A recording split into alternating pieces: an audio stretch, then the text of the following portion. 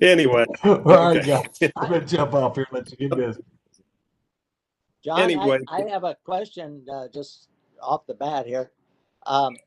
This, of all, you sent us a number of documents, which I have read every word. I told you I would. But what I wonder is this City of Prospect ordinance, was that ever passed? It was passed. It was, and I sent you a new one today. Yes. A new, a right. formalized copy. Without the corrections. Yeah. Right. Got it. And that's I printed it out. Okay. That had, and I was going to touch base with all that's going on. First thing I was going to say is there were three of us, me, you Gordon, MacArthur Darby, who is blind, and his term was to expire at the end of the year. Mac is a heck of a good guy, and he was, good participant. We had a couple of things last year we had to do, but he is blind. He is 74 years old. He has multiple myeloma, and he's going to move in with the daughter in Atlanta later this year. So he has resigned. Dan Dan is the official alternate. We will recommend to council that he be changed to a regular meeting, but he functions as a regular commissioner when one of us is missing. And so we'll have to find another alternate, or we'll have to work that out with council. They control all of this stuff. So anyway, just a little history on the commission. The enabling legislation at the state, and I sent you a copy of that. We don't need to go through all that word for word, but was passed in the 1990s, and Prospect in 94 passed. Then the basis of the ordinance that you both have seen more recently. It was initially passed, but commissioners were appointed, or at least that's my understanding. I wasn't part of it then. And it was done where, everything was kept strictly confidential. People were afraid that they were going to be putting too much out there that could be seen, that, too much information. Well, you both seen the regular form, and it's really doesn't contain anything that's super secret. No. It just asks for income sources. I think Dan's trying to come back on. Is that possible?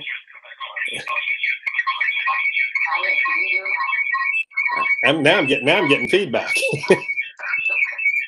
Can I hear you on the computer, Dan?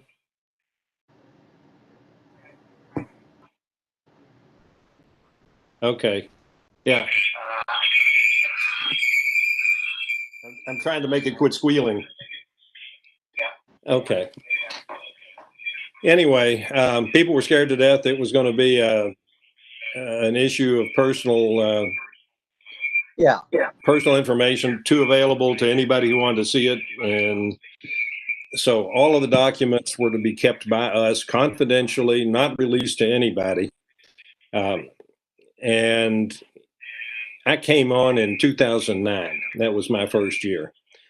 And in Susan Nicholson and Martin Johnstone, Justice Martin Johnstone, were the other two on the committee. The third member had run for city council, and he can't be on both. So I was the guy that Todd Eberly, as mayor, appointed to this position in 2009. Susan was the chairperson, and we moved through a variety of.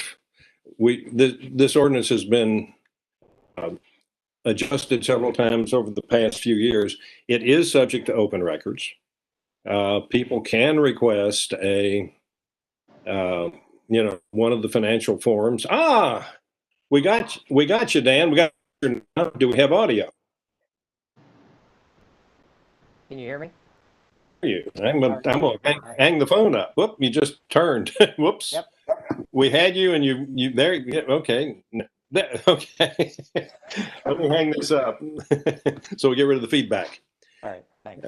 Okay. we're all together. Anyway, open record at the state level said we gotta have open record. So the way it stands now is those forms, and for that matter, these meetings are subject to open meeting open requirements unless we are either we're investigating a complaint that can be closed, or we are doing doing an advisory opinion. So so we got rid of all that real quick. I still have to keep all the paper.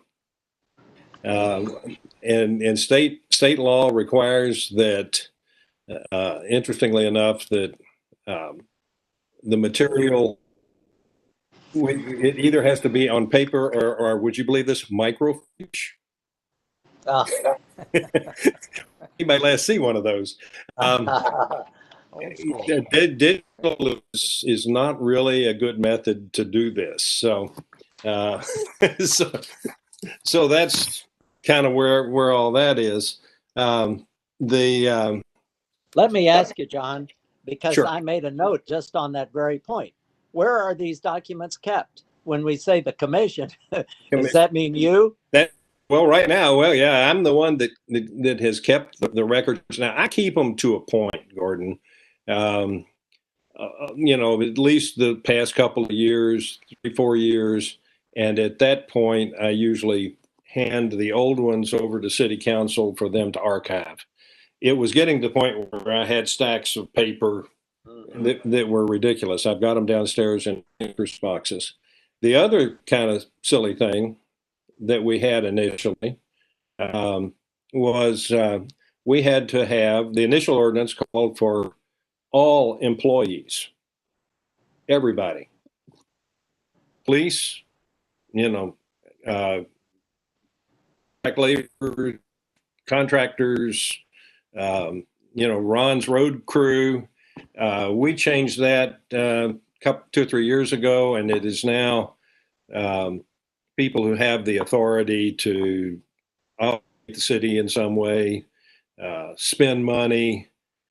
In other words, we took away most of the police department by the chief anyway, and we took away. I won't say casual employees. Every employee is important, but Ron's maintenance crew, at the most they can do is charge something at the hardware store, buy gas, that kind of thing. They can't obligate the city. They don't issue purchase orders, and so forth and so forth. So we got rid of that and reduced the pile from that tall to about that tall. And I retain them here. When they're turned into City Hall, they send me a digital copy, and I review them and check them for completeness. Basically, that's what I do. Check them for completeness. I don't concern myself so much with, in terms of if they put down an employer, is it accurately stated? None of us really have employers, so but just for completeness, make sure all the boxes are checked. The biggest problem we tend to have is people don't read the instructions. Yeah. I sent you a copy of the two more recent, and one of them checked as being a member of City Council, which both these are City Council, but they are not the council members. So it should have been a candidate for, and candidates are required to fill out the form. And the other, she noted where her husband worked on page 2, but then checked not applicable on sources of household income. So the biggest problem, that's the biggest problem. And then the other candidate gave me all sorts of condos in Florida and every organization in the world, which we really don't need. We just need those things which might have relevance to the city of Prospect. Yeah, he's my next door neighbor, actually. Doug Farnsley. Yeah. Yeah. Okay. Is he in And, Rotary? Is he no, in downtown? he's not in downtown Rotary. No. Okay. But Doug was the past president of the Kentucky Bar Association. Okay. So he's well known. Yeah, and both of those are candidates for city council. On the forms, there are, of the people outside of employees who have to fill out the form, there are 3 groups, committees, commissions that have to do it. We have to do it because we have basically a regulatory function. We can hear and make recommendations to city council for for penalties. After we talk to people, the forestation board has they do spend money, and they obligate the city to do tree work, plant trees, buy trees, landscape matters. And the third one is the code enforcement board. The code enforcement board is currently sort of in limbo.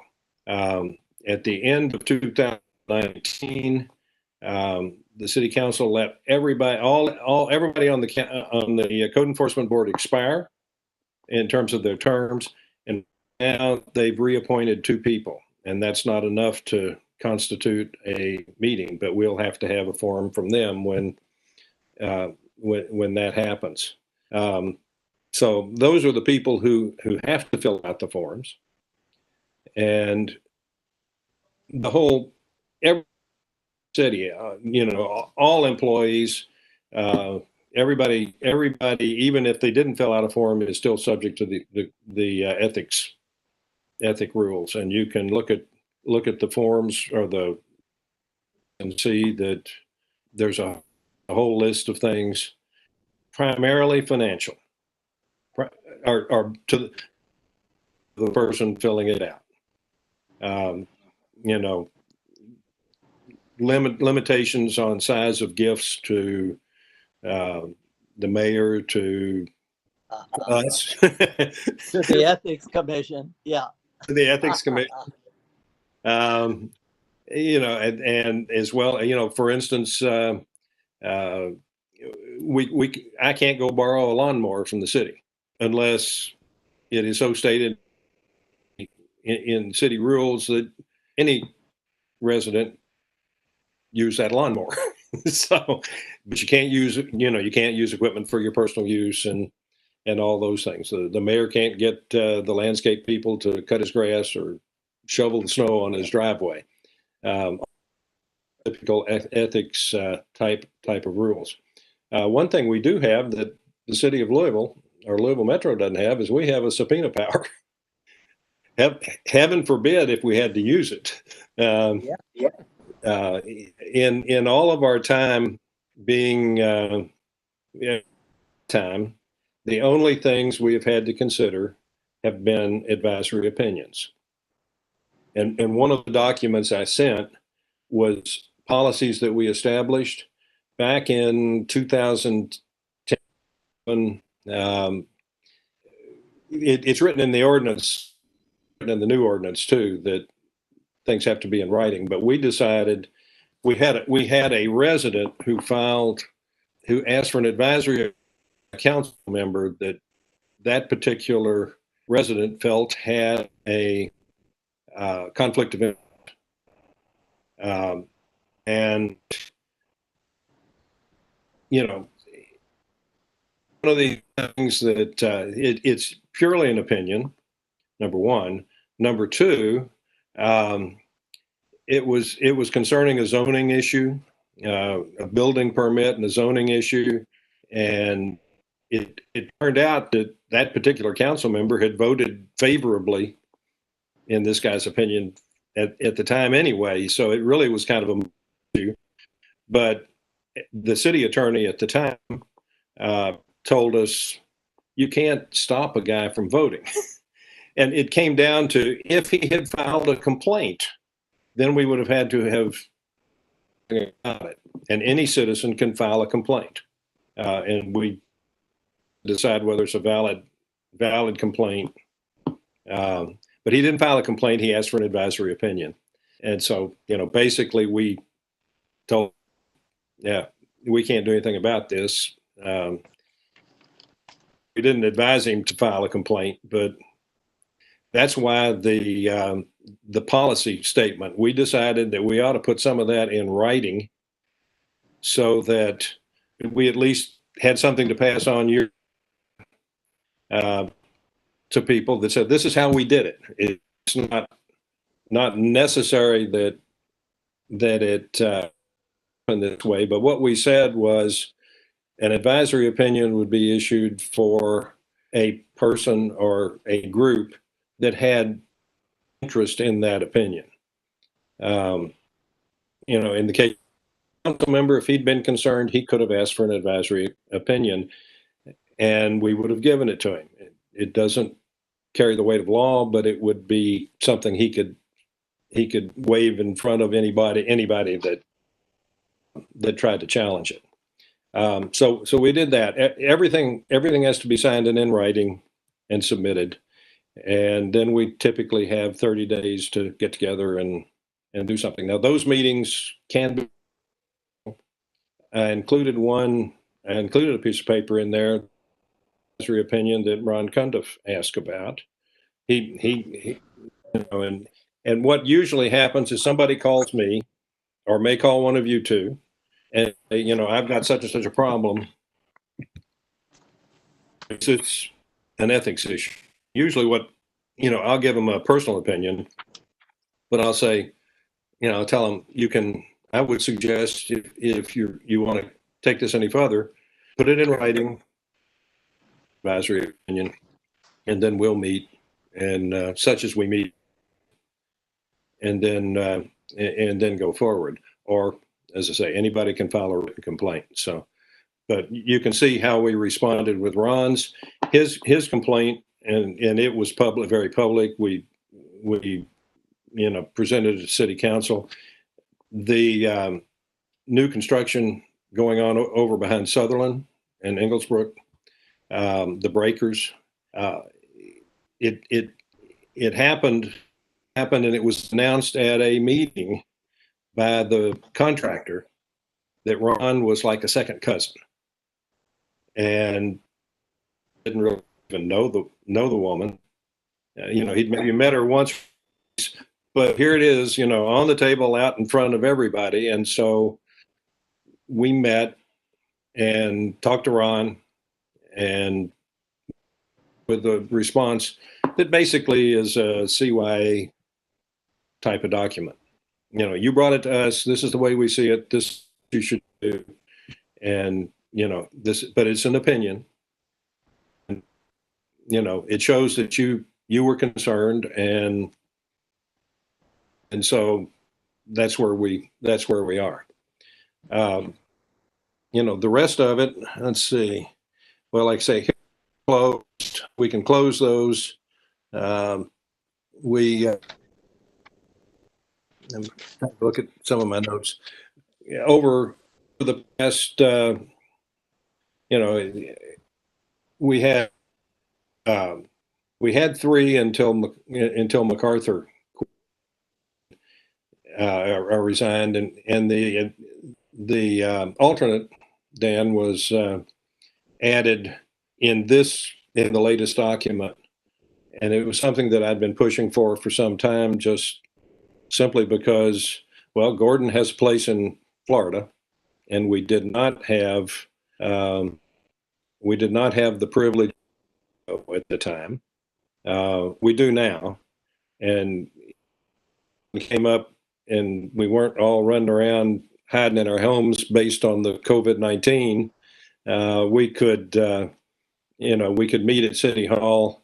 It would have to be that for three of us would have to be there. 2 of us is a majority, but is better, because that means there's no tie. We'd have City Hall, at least two of us, and Gordon, you could come in by video, and it has to Okay, that was, be visible. In other words, we probably have to meet in the council room, and they've got a TV screen in there, a big TV screen in there, and it would be up on the you'd be video, and it has to be so anybody in the hearing can see and hear you. So so that was the reason for the alternate. The other reason, if one of us saw something that we felt was a clear violation, with only three of us, it would be hard for that one person to lay a complaint, because then one person should recuse, and the potential is there. So I would hope that doesn't happen. From my point of view, I would hope we never have to have an actual complaint filed. We're pulling fairly small, so most people know everybody, and that is, it hasn't happened since 2009 with me being on it. So. In the unlikely event that something like that happened, would the alternate then become a voting placeholder, if you will? Well, the alternate, if the other three commissioners were, the alternate is an observer, but does not have a vote. Okay. Well, I was using your scenario about if one of the members filed. If one of the members, yes, if one of the members did, I would say then then we would consider the alternate a voting member. Right. Okay. That was part of the reason to put it. I watched city council during non-COVID days pretty closely, and so I kind of see what goes on. I haven't been watching them so much since COVID, and since they've been video. My wife is committee, so she watches some of them, but when they're budget and stuff like that, we've chose dinner over. Do you imagine that? Yeah, because Parks Committee used to meet before the council, and she would be there for the Parks Committee, and then there'd be council, and we both say for that, and at times that would be 9 or 9:30, and we'd be trying to find a restaurant open. So, Right. So anyway, but let's see, Gordon, your term is up at the end of next year, and right now we need a replacement. We will need a replacement for MacArthur, but assume that would not be until the end of the year. We'll let Dan be the third cog here, and probably be the continuing as the third cog anyway, and we'll look for a new. Like I say, that's a council decision, but that's what we would expect to happen. That's why you're an alternate right now, and you are a voting member at the moment. Right. And we can only hope that we don't have any. is there any criteria for a candidate that you would like to have so that I can think about who I know here in Prospect? Yeah, and I'd be happy to recommend somebody. There is a criteria, and we ran into it. The ordinances were put together initially by people who looked at other small city ordinances and moved forward that way. Since then, the Kentucky League of it's some of those organizations have put out sample ordinances and are making recommendations. So it's things are a little more uniform. One thing we've been told we shouldn't do, I don't know that we can't do it, but we can't have a former council member, a former mayor. We can't have people who could, at least going forward, still be charged with a conflict of interest from sometime in the past.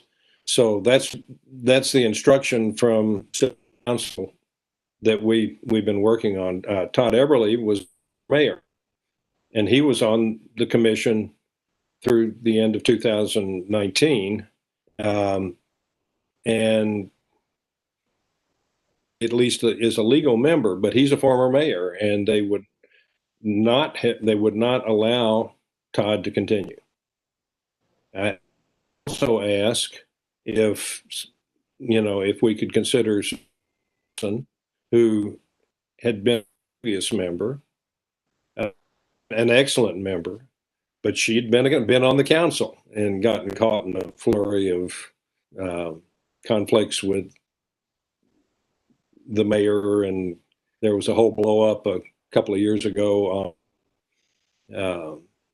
with 3 or 4 of the council members who felt that the mayor needed to consider some issues. So it wound up being I'm trying to avoid saying too much because this does go to a record, but anyway, I couldn't have people that I had once before because they had served elected offices. I've often wondered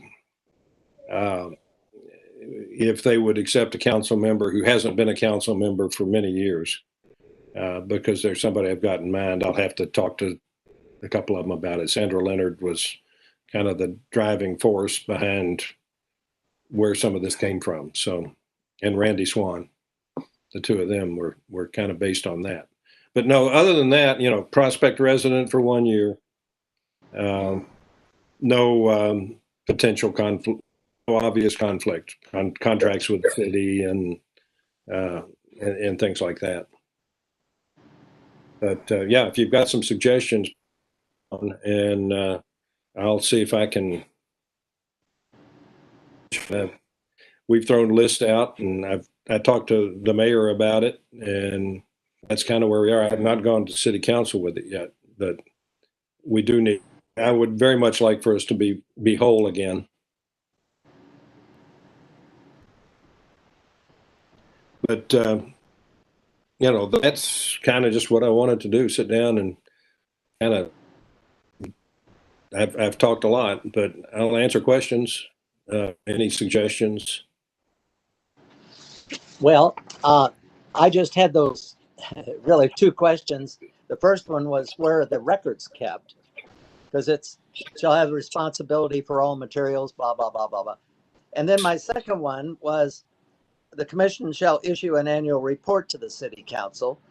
Who is responsible for? Well, yeah, depending on what we've done. And this year, haven't done much. So a few lines. Last year, I submitted both a written, short written, because we had a couple of actions last year.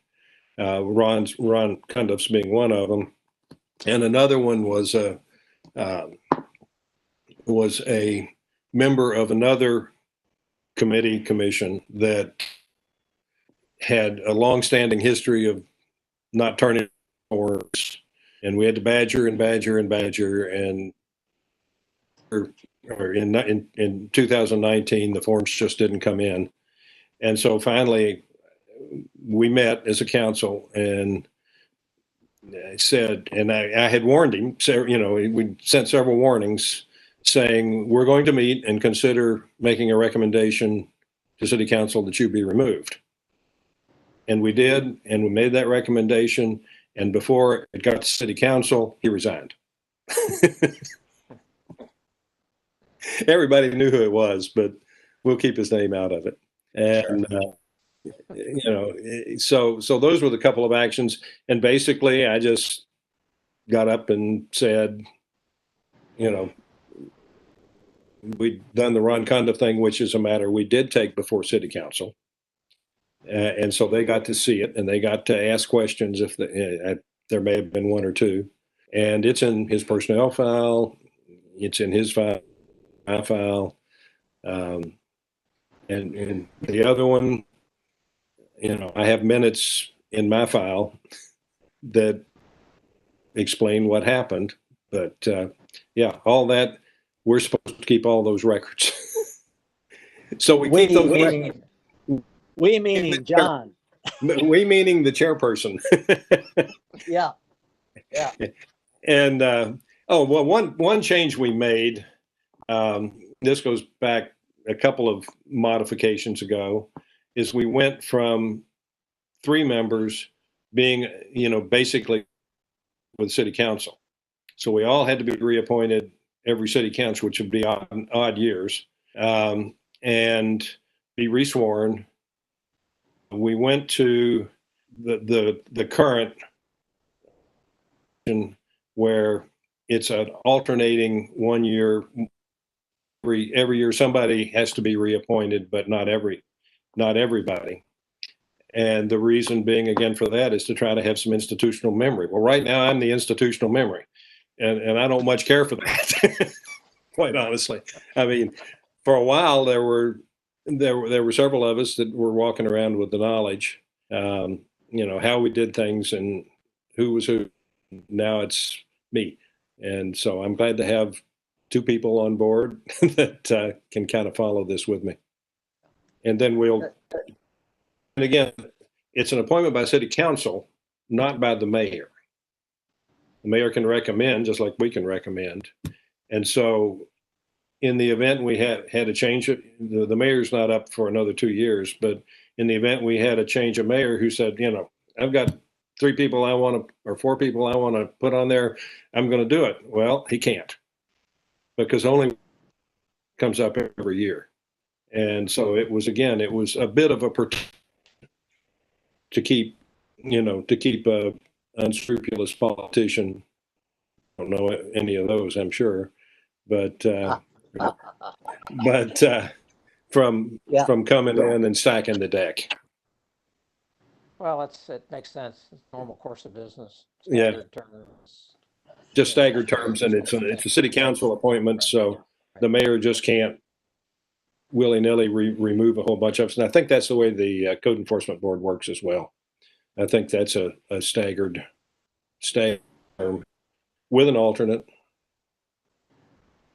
and it keeps it all interesting. Most years we don't have to worry about too much, but we are required by law to exist. The mechanism is there, and that the ordinance, Chapter 38, is not perfect. Some of the council, 1 or 2 of the council members anyway, would like to see some more standards of conduct included.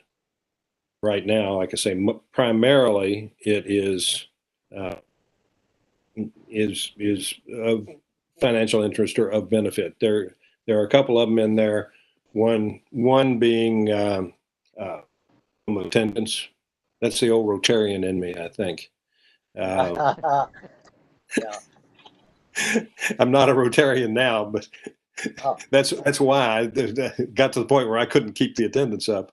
And I've been and I in know- so long. I am exempt. I've been in so long. Yeah, I don't have to attend anymore. I was close, except for, but not for age. I was senior active. Yeah. And I resigned just before my 25th year. I was in 20, and I was probably the youngest senior active that was ever in Rotary. I was I think I went in downtown club, but I'd been 5 years I think I became in 39 at age 39. And so I'd been 5 years in the South Louisville Club, and then the other 10 in downtown. So anyway, enough. What year did you leave downtown? The latest picture book I've got, the directory, actually has you. Your hair was darker. His was mine. Is I think 98. Hey. You were in. You were there. Yeah. But I've got that, and you can dig around and find me on some of the older ones anyway. Find that I was on the board of directors in the early 90s, and Okay. actually was up for one of the vice president Mhm. didn't make it. I think Ben Sanders beat me out. Oh, yeah. Well, it's But- been a good. I was in '91 is when I joined. Okay. That- Well, that's 91. I was still on the board then, and you were Uh-huh. section. I looked you up the other day, something like that. Yes, that I'm an originally attorney. it was a company I owned. I was Okay. I was an attorney, of course, and Right. that was just something I did on the side. I was kind of like a silent partner, Well, but you it got was really interesting. Yeah, that was a way to get you in around all the other gazillion attorneys that were, exactly, exactly. Quiet And then, Tarrant Combs and- And then Talk about somewhere back in the along the day. line, we just changed it to attorney from that. So yeah, I had 2 or 3 different ones. Basically, I did all the same thing. It was just different ways to say it.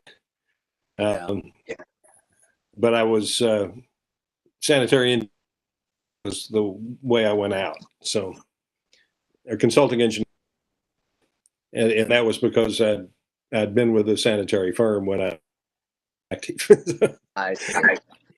But anyway, the other change, I was going to tell you what the other change was, and or the other item, and that is release of confidential materials.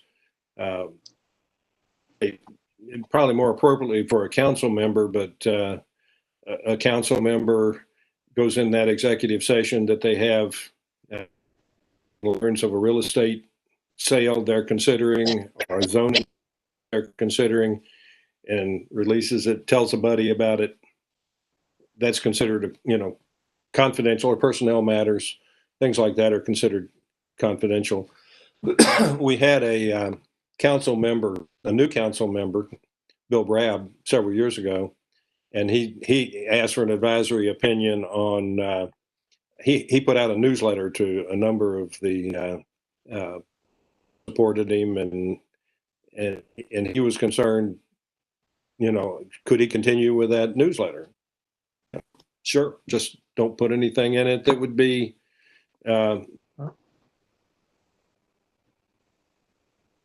Can't do. Don't tell your friends that we're about to hire a new somebody or that we're involved in a legal suit, something like that. So until it's public, but that's really just the stuff that comes in. And if you other stuff in there you have an interest in, let me know. But yeah, I think talked you all to death. Everybody's still awake. No, So. I learned a lot. I learned Yeah. a lot. John, it just touches with, on our brief conversation earlier, the chapter 38 Mhm. version that the most recent one, What I that's sent the today. final, Right, that's the final adopted. right. The first one I Take had place sent. now, and First one- I had, Go ahead. Go well, I ahead, was just Dan. gonna say, yeah, the first one that you'd sent is, actually, I had pulled a copy of that, or you had provided a copy of that to me, back in February, I believe. Right. And so I was familiar with that. I just want to make sure it was final. But I was curious as to um, how much of this is driven by either state or Kentucky League of Cities or standardization of content, and how much of it is driven locally historically by Prospect City Okay. Council. Well, initially, and the state chapter 65, I think, is the basis for it. And until that came to pass in 94, there was no requirement that every city have an ethics commission. And once that was, the ethics commission could be a minimum of one person. It was just the realization that Kentucky has a lot of small cities and a lot of government entities and a lot of commissions and and that sort of thing. I mean, Louisville has an air pollution control district. You know, for instance, and my wife was on that for a while. She had to fill out a form. So a lot of it was driven by that state law, which you might be able to even trace that back to federal regulation somewhere. We have modified it over the years, because I think Chapter 65 or KRS 65 says all employees, and we have modified that to suit us, where we have a lot of part-time employees, part-time police officers primarily, but the two ladies who are on the desk at City Hall are, you know, they're Right. so, you know, it was determined that a lot of the part-time, particularly the police officers, who tend to have their own codes and regulations, did not have the ability to obligate Prospect, purchase things for Prospect. That all went through the police department. In terms of the police department itself, we have the chief, who can do things like that, the assistant chief, and while Joe Vitito is sort of their personal assistant up there, so we get from three of them. And then if the chief deems that there's somebody else that should fill out a form, then tells us and they fill out a form. New hires that are required to fill out a form, you know, have a period of time to get that form filled out. The mayor can determine who fills out a form. But, you know, those are things that we adjusted to better suit our needs. Because I literally was getting a stack of paper with probably 50 on it for years, with all of the commissions, the council, the attorney, the city attorney, who is an employee or a contract employee, you know, everybody who passed through City Hall as an employee, got paid for just almost anything, had to fill out a form. And literally, I was in a council meeting once, and it literally, you know, was a stack of paper about that tall. I'd love to find a way to simplify the form we have. And we've made several cuts at it, you know, adding the not applicable box. But, you know, with the instructions and the blanks for them to fill in the information, it's just seems we can't get it any shorter than it is. I'd love to be able to do that because it would be, because every year they get this thing and they zip through it. I tell the folks who are retired, do what I is fill out one form, but don't fill in the dates. And then photocopy that and fill in the dates. Because nothing changes. Nothing has changed and since 2015. So, and you know, when she was working, I had to report her. You know, she was part of household income. I retired a little ahead of her, not by much, but well, and then she continued to work part time. She worked for the American Lung Association, and she continued to work with work with one project early in the year, and exceeded the $10,000 in income. So she filled it out a couple of years beyond that. Gotcha. But no, it's the Kentucky League of Cities, you know, gave us, and I've got a file on that somewhere. You know, that if you want to, you know, if you need good sleeping material, something puts you to sleep at night, I can send those out to you. All their recommendations, which don't always apply to Prospect, because they're covering all their bases. I mean, cities are different sizes. Owensboro and Paducah and Bowling Green are certainly bigger than Prospect. So, Right. Okay, well, thanks for the additional background on that. Yeah. Helps. And, you know, if you got any questions, send me an email or give me a call and we'll work through it. But I just felt like we ought to sit down and talk for a few minutes and kind of get you all up to date on how we've done things over the years, because it's getting to the point where it's too many years for me. I'm up 22. Do I want another 30?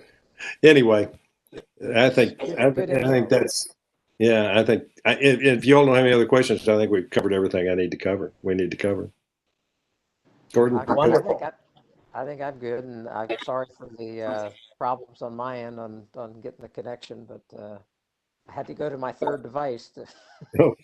Well, at least we know. Drop your laptop by and chat with Ron a little bit on it when you get a chance. The likely next meeting that we might have to have will be after the forms are all due. And that is if we've got somebody who, we got some people who are not turning them in, and then we've got to make decisions on that. Let's hope not. I mean, we had the one who was terribly slow, but everybody else has pretty well gotten it in. And usually I can nudge them, we can nudge them a little bit, or I'll get in touch with, the chairman and say, hey, look, I don't have a form on so-and-so. Can you get that done? But that's one that I have to anticipate. And the ruling on that, or the date, is the first business day in March. So okay. March 1st, but we changed it to the first business day. So makes sense. So need some reason to take a nap, read through some of that stuff, and Gordon's the attorney, so Yeah. Thanks for participating, and hopefully everything will remain quiet. I thought it was quite interesting what was crossed out. You gave us a before, and then what has been changed, and then the final draft, and I like that. That was interesting. Yeah, it concerned you, or that you need an answer to? I mean, mostly it was done to, I've still got that copy here. Mostly it was done to, for instance, we added domestic partner a couple of years ago. Yeah, sure. Because. And you scratched grandchildren and et cetera, and spouses, parents, brothers and sisters, and all of that. Yeah. Right. If it's not, if they don't live here, I mean, adult children do live with parents, but are they, are they involved? So, I mean, a lot of that was just done to clean things up, and periodically you need to do those kind of reviews. Oh, yeah. Right. All right. Well, thank you for putting this together. It's wonderful. Well, I don't know that it was wonderful, but oh yeah, it was. It was. I learned a lot. And I had hoped when all of this COVID started, and that at least we would see. I think even the NIAID hoped that would get minimum by the summer, at least for a while. Well, didn't. We saw that coming too eventually, but this thing's nasty and it's going to go on a while. And, the vaccines are still out there. I mean, on those, there's one, I don't know if you read recently, that has Seneca. Right. And they have paused theirs because they had somebody turn up with a potential side effect. They're pausing it until they investigate it. So tells me there's one that with the resolution they've all made, he tells me that there's one that is pretty aggressive, even though they signed the document that said they won't be politically hurried up on it. There's one that is an aggressive company that needs to get it out there.